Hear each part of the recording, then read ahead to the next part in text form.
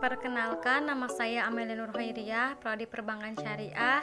Saya akan menjelaskan sedikit tentang globalisasi.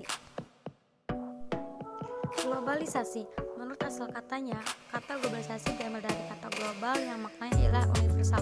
Konsep globalisasi dapat dengan mudah dipahami melalui pemenggalan kata global dan sasi. Kata global merujuk pada lintas batas dan kata sasi merujuk pada perubahan atau proses menjadi. Untuk mempermudah mengingat, globalisasi dapat diartikan secara singkat sebagai proses perubahan sosial pada skala lintas batas. Pengertian globalisasi menurut para ahli sebagai berikut. Pertama, menurut Soleh Sumarjan, adalah sebuah proses pembentukan sistem organisasi dan komunikasi di antara masyarakat yang terjadi di seluruh dunia. Hal ini bertujuan untuk mengikuti sejumlah sistem serta kaidah tertentu yang sama. Bisa diambil contohnya adalah terbentuknya Perserikatan Bangsa-Bangsa.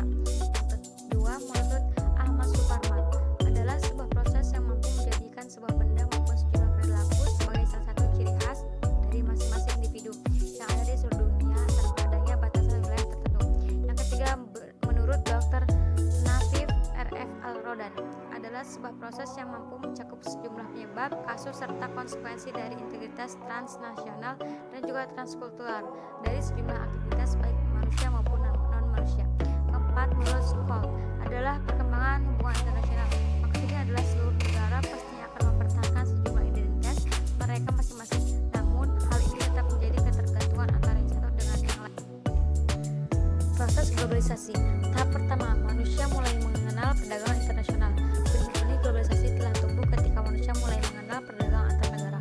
Berabad-abad silam, bahkan sebelum Masehi, perdagangan yang terjadi antar negara bukan sebatas pertukaran barang dan jasa, melainkan terjadi pula pertukaran informasi dan transfer nilai-nilai budaya. Perjalanan perdagangan menyebabkan banyak bangsa saling mengenal dan bertukar kepentingan serta kebutuhan. Kondisi inilah yang menjadi dasar terjadinya proses globalisasi di dunia. Banyak contoh yang dilakukan untuk Indonesia sendiri. Tahap pertama globalisasi bisa dikatakan dari adanya perdagangan Gujarat, dan selain perdagangan masyarakat Gujarat juga menyebabkan dakwah Islam, yang kemudian proses ini masuk dalam tahapan yang kedua. Tahap kedua, penyebaran agama dan transformasi ilmu pengetahuan. Secara umum, fase kedua ini ditandai adanya dominasi perdagangan dan penyebaran agama serta ilmu pengetahuan kaum muslim di Asia, Afrika, dan Eropa. Kaum muslim membentuk jaringan perdagangan yang meliputi Jepang, Tiongkok, Vietnam, Indonesia, Malaka, India, Persia, pantai Afrika Timur, Laut Tengah, Venesia, dan Genoa. Selain membentuk jaringan-jaringan sosial dalam perdagangan, kaum muslim yang melakukan perdagangan juga turut menyebarkan agama. Oleh karena itulah, perkembangan globalisasi masa ini dikenal dengan masa pertengahan dengan dunia baru dan lingkungan baru tentang memahami perbedaan yang ada. Yang ketiga, tahap ketiga atau perkembangan industri dan teknologi. Kebangkitan bangsa-bangsa Eropa dalam menguasai ilmu pengetahuan dan teknologi menandai tahap ketiga proses globalisasi. Kebangkitan itu diwujudkan dengan semangat bangsa Eropa untuk menguasai sumber daya alam di belahan dunia lain. Adapun negara-negara Eropa yang menjadi pelopor eksplorasi dunia antara lain Spanyol, Portugis, Inggris, dan Belanda. Kondisi ini dapat dilihat pada eksploitasi dan penjajahan yang dilakukan oleh bangsa-bangsa Eropa di seluruh dunia. Tahap keempat, atau berkembangnya pasar bebas. Melalui paham yang berkembang, yaitu paham kapitalisme, ini membuka wawasan bahwa perkembangan globalisasi dalam tahap terakhir ialah menggunakan pasar bebas yang berlaku sampai saat ini dan terus dikembangkan dari waktu ke waktu. Tahapan proses globalisasi inilah kemudian sampai saat ini bertahan dan terus dikembangkan di belahan negara-negara di dunia.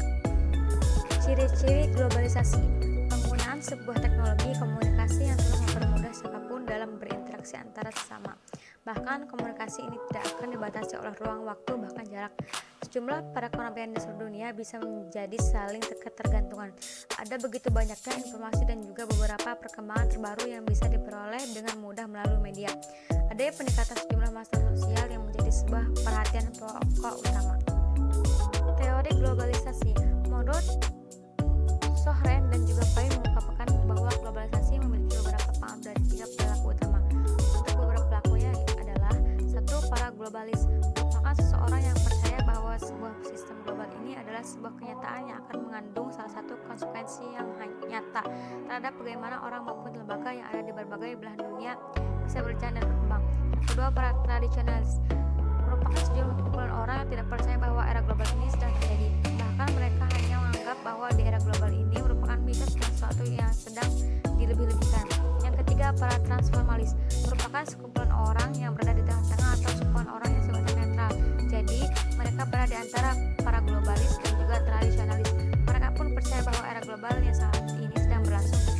Tapi mereka juga menganggap bahwa era global ini juga dipengaruhi oleh para global. Faktor pendorong proses globalisasi. Pertama, perkembangan teknologi dan informasi. Yang kedua, kemudahan transportasi. Ketiga, banyaknya kerjasama internasional. Dan keempat, ekonomi terbuka. Dampak globalisasi. Globalisasi memiliki dampak tersendiri dalam berbagai sektor di masyarakat. Dampak globalisasi atau pengaruh globalisasi bisa menjadi positif dan negatif. Di antaranya ada dampak positif globalisasi. 1. Kemudahan memperoleh informasi dan pengetahuan. 2. Kehidupan sosial ekonomi yang meningkat. 3. Kemajuan dalam bidang teknologi, komunikasi, transportasi, dan informasi yang memudahkan manusia. B. Dampak negatif globalisasi. Pertama, gampangnya budaya barat masuk dan mempengaruhi nilai-nilai budaya lokal. Kedua, lunturnya nilai-nilai kebudayaan seperti gotong royong dan lain sebagainya. Tiga, rusaknya lingkungan dan meningkatnya polusi udara. Empat, maraknya penyelundupan barang-barang ilegal maupun terlarang. Lima, kemudian globalisasi juga terdampak pada berbagai bidang, baik itu politik, ekonomi, pendidikan, dan lain sebagainya. Contohnya, dampak globalisasi dalam bidang pendidikan. Dampak positif, pendidikan di Indonesia dahulu kesadaran seseorang untuk melanjutkan sekolah ke jenjang yang lebih tinggi sangat rendah. Sekarang ada kemajuan teknologi pendidikan, minat masyarakat menuntut ilmu sangat tinggi. Untuk dampak positif di dalam bidang pendidikan adalah pengembangan ilmu pengetahuan yang cukup besar, penyebaran informasi yang bisa diperoleh dengan cepat dan juga mudah. Dampak negatifnya di dalam bidang pendidikan adalah adanya berbagai informasi bohong atau hoaks dan menimbulkan perpecahan. Adanya kesenjangan sosial di masyarakat karena mereka berusaha merasa lebih baik di sekitar. Upaya menghadapi globalisasi.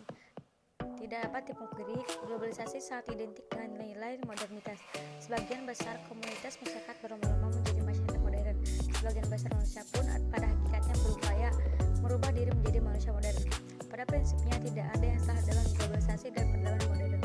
Malah faktanya masyarakat kita banyak terbantu dengan kemudahan berkomunikasi dan kemajuan teknologi.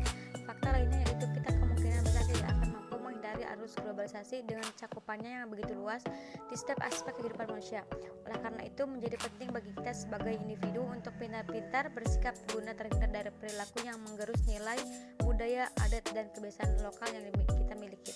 Dalam hal ini, melatih kemampuan berpikir kritis dengan cara menyaring setiap informasi yang kita konsumsi sehari-hari melalui media massa dapat dikatakan salah satu upaya untuk menghadapi globalisasi.